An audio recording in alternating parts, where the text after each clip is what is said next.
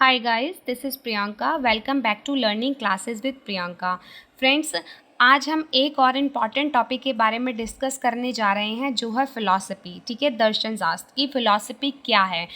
तो आज हम इस वीडियो में उसका मीनिंग, डेफिनेशंस, नेचर और करैक्टरिस्टिक्स के बारे में पढ़ेंगे, ठीक है। आपको देखिए मैं कोशिश करूँगी कि मैं आपको एग्जांपल्स के थ्रू समझाऊँ ताकि आपको ये अच्छे से समझ में आ जाए, ठीक है।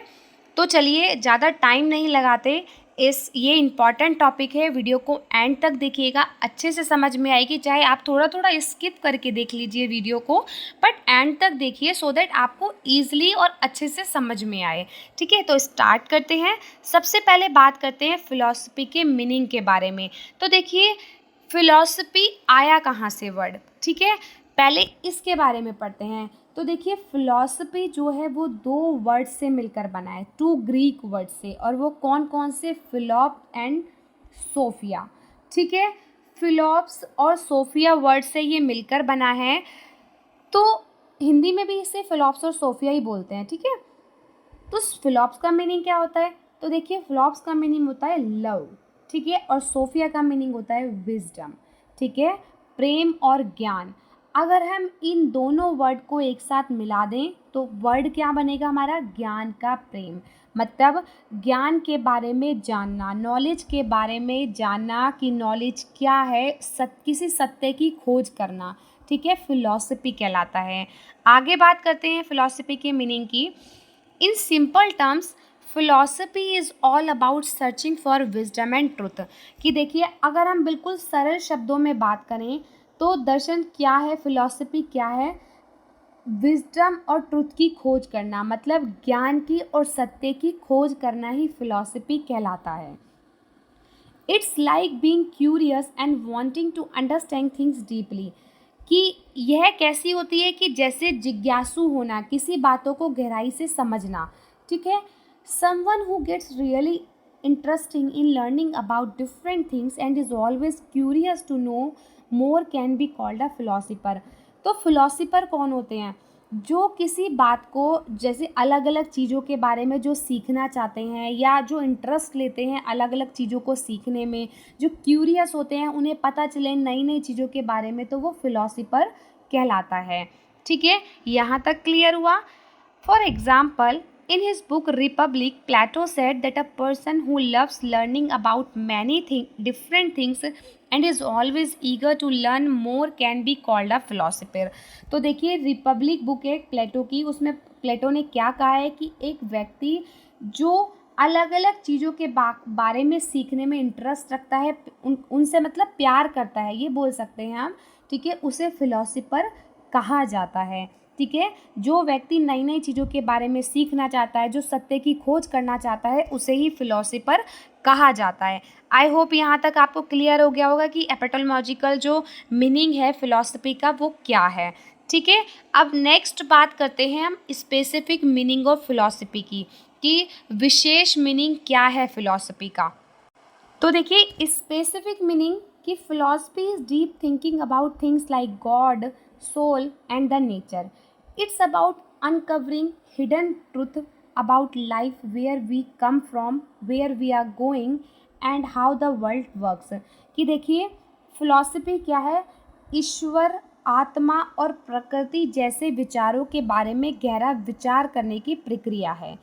यह जीवन के छुपे हुए सत्य को खोजने के बारे में है कि हम कहाँ से आते हैं, हम कहाँ जा रहे हैं, या दुनिया कैसे काम करती है, ठीक है।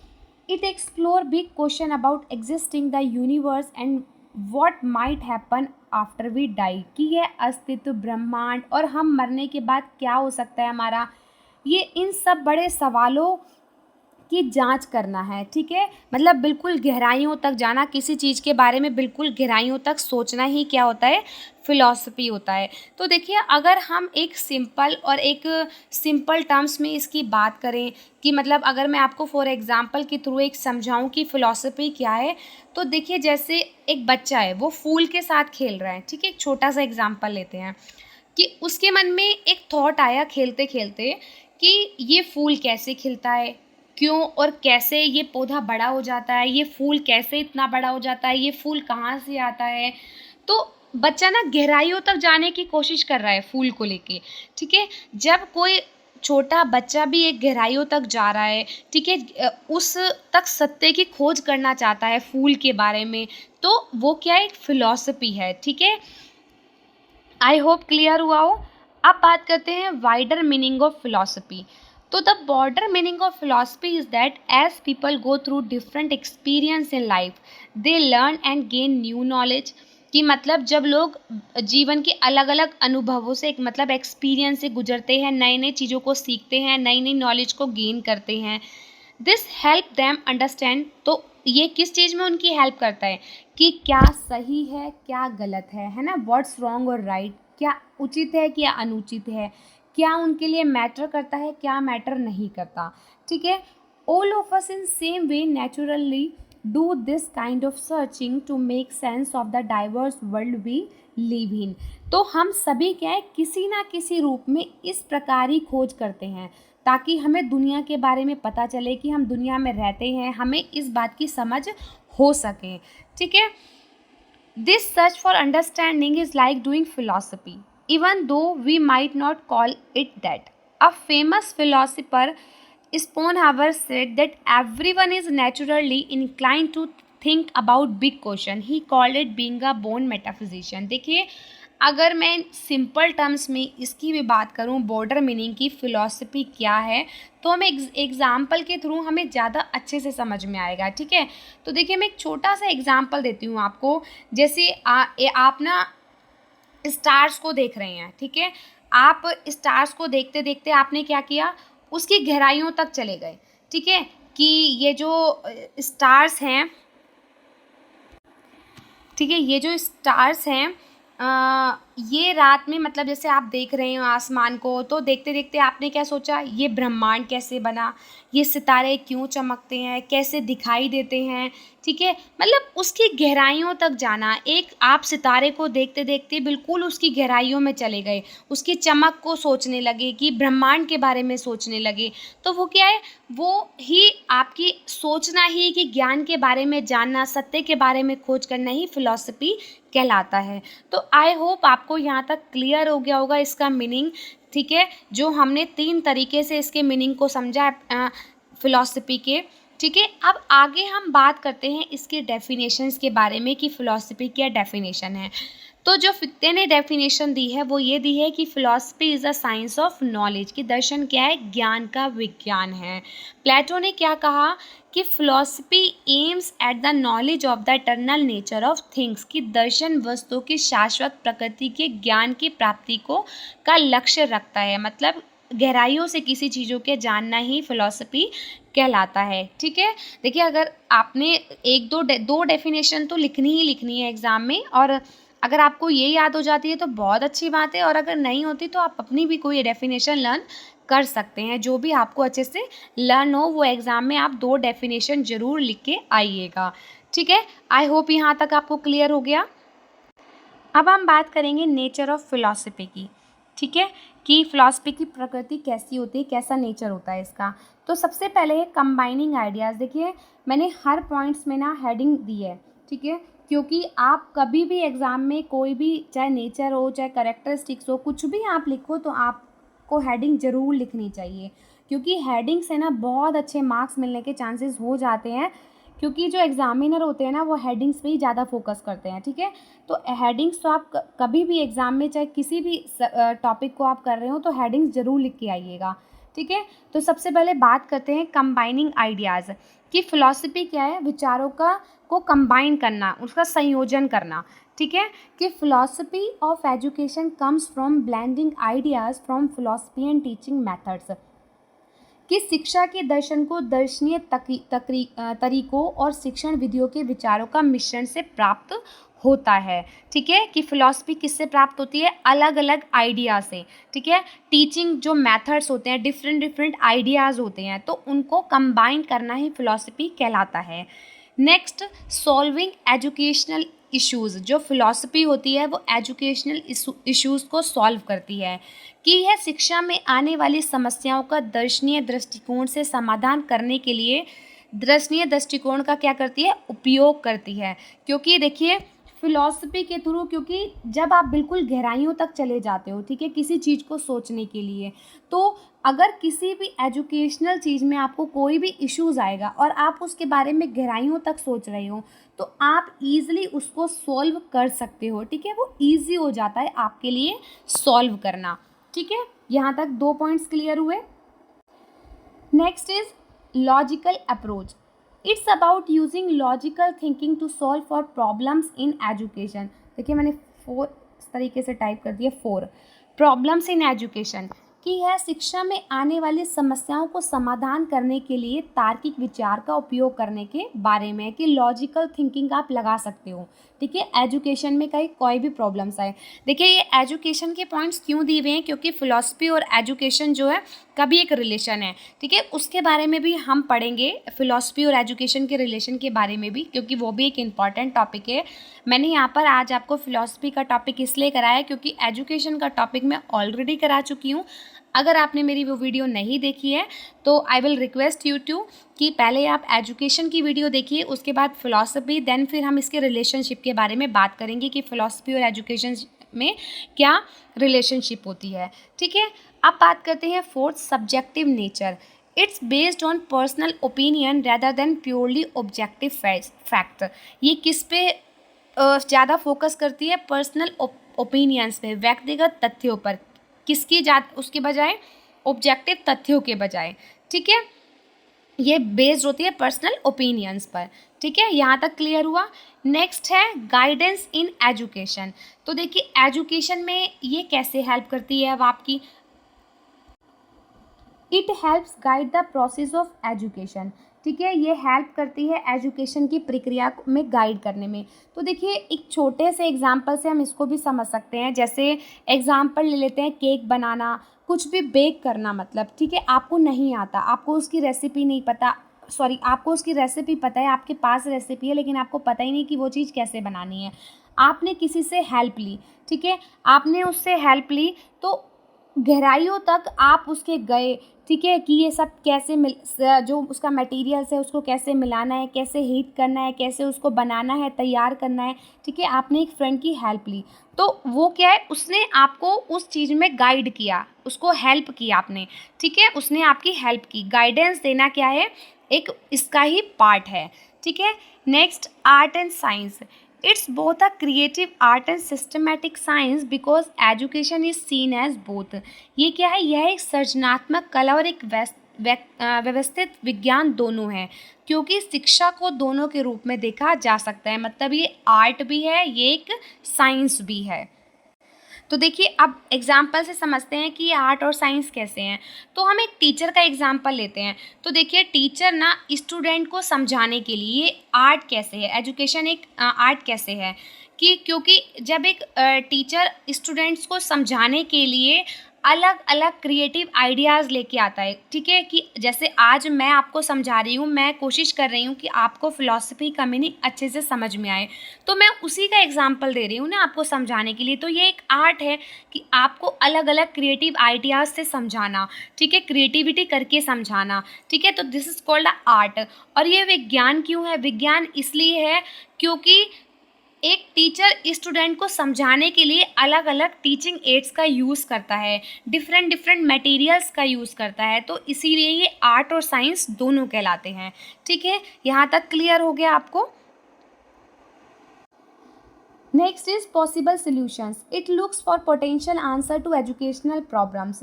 तो देखिए यह शिक्षा संबंधी समस्याओं के संभावित उत्तरों की खोज करता है, मतलब कि जो एजुकेशन में जो भी प्रॉब्लम्स आती हैं, ठीक है, तो फिलॉसफी के थ्रू एक अच्छे, क्योंकि गहराइयों तक जा रहे हैं, तो एक अच्छे खोज कर सकते हैं हम आंसर्स की, ठीक है, पता लगा सकते हैं, हम अपनी जो एजुकेशन प्रॉब्लम है उनको दूर कर सकते हैं। Next is critical study. It involve analysing education and life through thoughtfully. इसमें शिक्षा और जीवन का विचारपूर्ण विश्लेषण करना शामिल है, ठीक है, तो क्रिटिकल स्टडी करते हैं क्योंकि हम इस पे, ठीक है।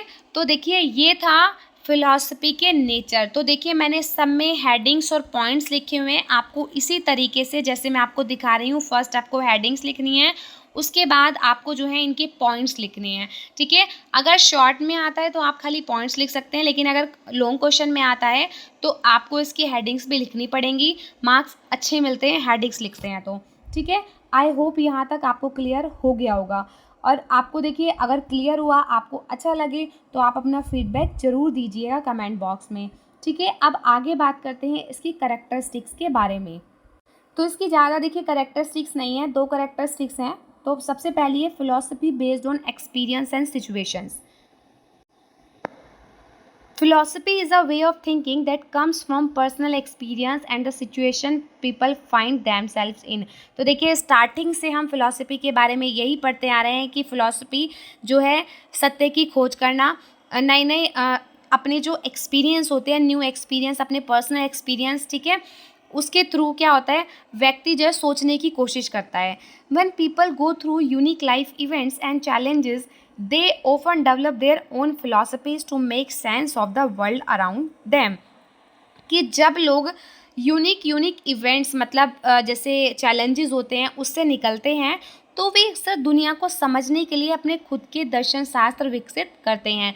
देखिए जब आपको चीज़ों का जो है एक्सपीरियंस हो जाता है, ठीक है, आप अलग अलग जगह गए, अलग अलग लोगों से आपने इंटरेक्ट किया, तो आपको काफ़ी चीज़ों के बारे में नॉलेज हुई ना, तो वही क्या है, नए नए एक्सपीरियंस पर ही बेस्ड होना, नई नई सिचुएशंस पर ही बेस्ड होना ही फिलॉसफी कहलाता है, ठीक है। Different people have different believe about life. देखिए अलग अलग लोगों के अलग अलग विचार होते हैं जीवन के बारे में। Because of the things they have been through, क्योंकि उन्होंने जो भी अनुभव किया। देखिए आपका रीज़न, आपका जो है फिलॉसफी के बारे में एक अच्छे विचार है कि आपको ना फिलॉसफी का टॉपिक पढ़ना बहुत अच्छा लगता है, ठीक है, आप इसलिए उसको इंटरेस्ट से पढ़ते हैं। लेकिन कुछ ऐसे भी स्टूडेंट हो सकते हैं जो कहें नहीं नहीं फिलॉसफी का टॉपिक ना बड़ा बोरिंग सा है। तो सबके थॉट्स अलग अलग हैं, ठीक है, हम किसी के थॉट्स को ना किसी के ऊपर थोप सकते हैं ना कुछ कर सकते हैं, ठीक है। These believe are not just thoughts in their mind, they try to live by them. ये विश्वास हमेशा उनके दिमाग में, उनके विचार में चलते रहते हैं, चलते रहेंगे, ठीक है। तो ये क्या होता है, these believe are not just thought in mind, कि ये विश्वास सिर्फ उनके दिमाग में विचार ही नहीं होते हैं, they try to live by them, वे उनके अनुसार जीने की कोशिश भी करते हैं, ठीक है। नेक्स्ट पढ़ते हैं। It's like figuring out how to make sense of life when things happen to us and it's something that we try to live by. यह उस तरह से जीवन को समझाने का एक तरीका है जब हमारे साथ क्या होती है, कुछ चीज़ें घटती हैं, ठीक है, या हमारे साथ कुछ होता है, हमें कुछ पता चलता है, कुछ नई चीज़ों के बारे में हम जानते हैं, कुछ सोचने की कोशिश करते हैं, ठीक है। अगर हम एक उदाहरण के तौर पे समझें तो गौतम बुद्ध ने सचमुच उन लोगों की मदद करने के तरीकों के बारे में गहराई से विचार किया था जो असंतुष्ट हैं, मतलब जो अनहैप्पी हैं। And he didn't just think about, he try to do things to make it happen. और उन्होंने इसके बारे में सोचने के बजाय उसे हासिल करने के लिए काम किया। मतलब उन्होंने सिर्फ सोचा नहीं कि मुझे इसके बारे में कुछ काम करना है, जो लोग खुश नहीं हैं वो क्यों खुश नहीं हैं, ठीक है, उन्होंने सिर्फ ये सोचा नहीं, उन्होंने इसको लेके काम भी किया, ठीक है। जैसे for example Gautam Buddha thought deeply about how to help people who were suffering something he saw happening in the real life in. तो देखिए गौतम बुद्धा ने क्या किया, उन लोगों के बारे में सोचा कि जो लोग परेशान हैं, ठीक है, दुखी हैं, तो उन्होंने उसको अपने रियल लाइफ से जोड़ दिया, ठीक है, जो उनके साथ रियल लाइफ में हुआ उन्होंने उससे उसको कनेक्ट कर दिया।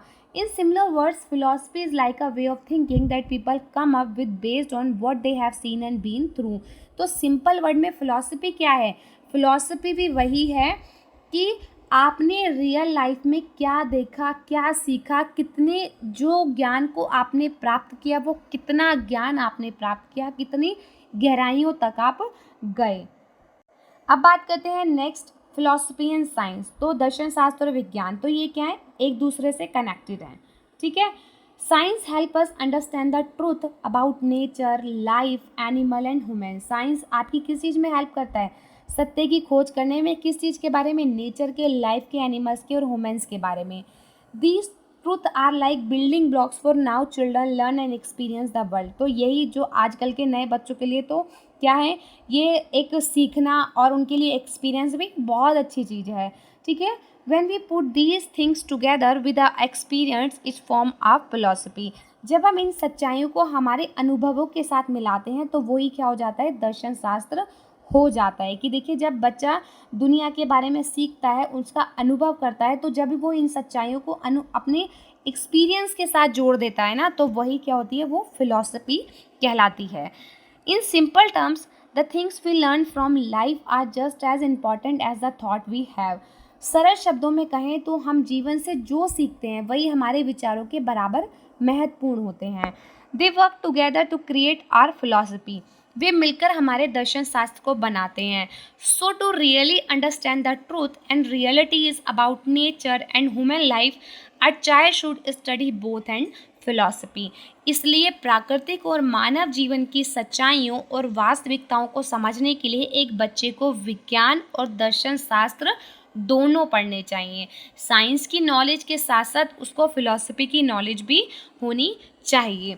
आई होप आपको अच्छे से समझ में आया होगा। अगर अभी भी कोई डाउट है तो आप मुझे कमेंट सेक्शन में कमेंट करके पूछ सकते हैं। आपको इसकी PDF चाहिए तो आपको मेरे टेलीग्राम चैनल पर मिल जाएगी, ठीक है। मैं उसका लिंक डिस्क्रिप्शन बॉक्स में आपके साथ शेयर कर दूंगी, और आप डायरेक्ट भी जो है मेरा टेलीग्राम चैनल सर्च कर सकते हैं लर्निंग क्लासेस विद प्रियंका के नाम से ही, ठीक है। और देखिए, अगर आपको लगे वीडियो आपके लिए हेल्पफुल रही, मैंने आपको अच्छे से समझाया, आपको अच्छे से समझ में आया, तो प्लीज़ आप अपना फीडबैक ज़रूर दीजिएगा, ठीक है। वीडियो को लाइक कीजिएगा, शेयर कीजिएगा, कमेंट कीजिएगा, ठीक है। और अगर आप चैनल पर नए हैं तो चैनल को प्लीज़ सब्सक्राइब भी कर दीजिएगा, बेल आइकन को भी प्लीज़ प्रेस कर दीजिएगा, ताकि आपको नेक्स्ट वीडियो की नोटिफिकेशन भी सबसे पहले मिले, ठीक है। तो मिलते हैं अपनी नेक्स्ट वीडियो में। Bye bye and take care, and thank you so much for watching this video.